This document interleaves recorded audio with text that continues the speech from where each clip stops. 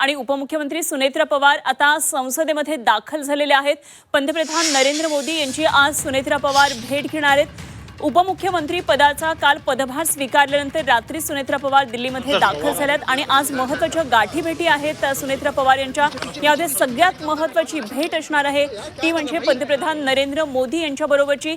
पंतप्रधान नरेंद्र मोदी यांना भेटण्यासाठी आता काही वेळामध्ये ही वेळ नियोजित आहे आणि काही वेळामध्ये आता ही भेट होणार आहे।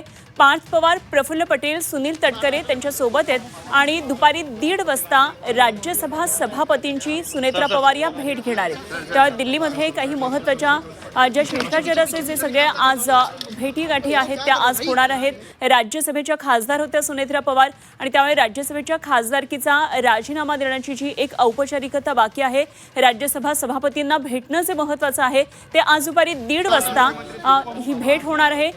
आमचे प्रतिनिधी उर्वशी खोना दिल्लीमधल्या सगळ्या घडामोडींवर लक्ष ठेवून आहेत। आपण थेट जाऊया उर्वशीकडे, जाणून घेऊया या क्षणाचे काय नेमके तपशील आहेत। उर्वशी, उपमुख्यमंत्री सुनेत्रा पवार आता संसदेत दाखल झाल्याचं कळतंय। आता इथून पुढे सुनेत्रा पवारांचे नेमके काय काय कार्यक्रम, कुठकुठल्या भेटी असणार आहेत?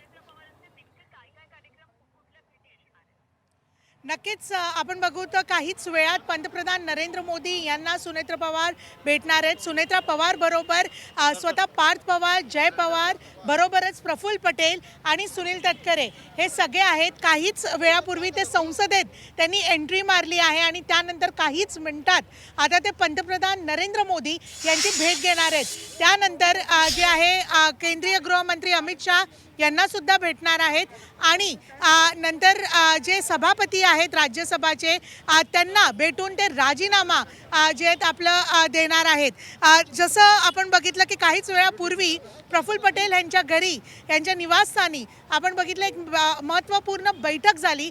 त्या बैठकीत राष्ट्रवादी काँग्रेसची विलीनीकरण बरोबरच राष्ट्रवादी काँग्रेस या संदर्भात एक कार्यकारिणी बैठक जी आहे ती कशा प्रकाराने बोलवली जाणार, कधी आणि कुठे बोलवली जाणार त्यावरती सुद्धा चर्चा झाली। मात्र आता पंतप्रधान नरेंद्र मोदी यांना जेव्हा भेटलं जाणार, केंद्रीय गृहमंत्री अमित शाह यांना भेटलं जाणार, काय नेमकं चर्चा होणार, राजकीय स्थिती बद्दल चर्चा होणार आहेत का, सध्याची जी सद्यस्थिती आहे राज्याची त्याबद्दल चर्चा होणार का, हे बघणं गरजेचं आहे। निश्चितच उर्वशी, या भेटीगाठी अत्यंत महत्त्वाच्या आहेत। त्याचबरोबर आणखी एक महत्त्वाची माहिती कळते ती म्हणजे आज रोहित पवार सुद्धा दिल्लीमध्ये आहेत आणि ते 12 वाजता पत्रकार परिषद घेणार असल्याचं त्यांनी सांगितलेलं आहे। या संदर्भातले नेमके काय तपशील आहेत उर्वशी? रोहित पवार यांनी काल खूप मोठे खुलासे आणि प्रश्न निर्माण केलेत। अजित पवार यांच्या निधनाच्या संदर्भात ते घातपात होतं का हा प्रश्न निर्माण केला आहे। त्या संदर्भात ज्याचं मुंबईत त्यांनी पत्रकार परिषद घेतली आणि वेगळे प्रश्न आणि जे एक टेक्निकॅलिटीज होते, मग ते पूर्ण त्या प्लेनबद्दल सांगा किंवा ज्या प्रकाराने पूर्ण स्थिती होती त्याबद्दल सांगा।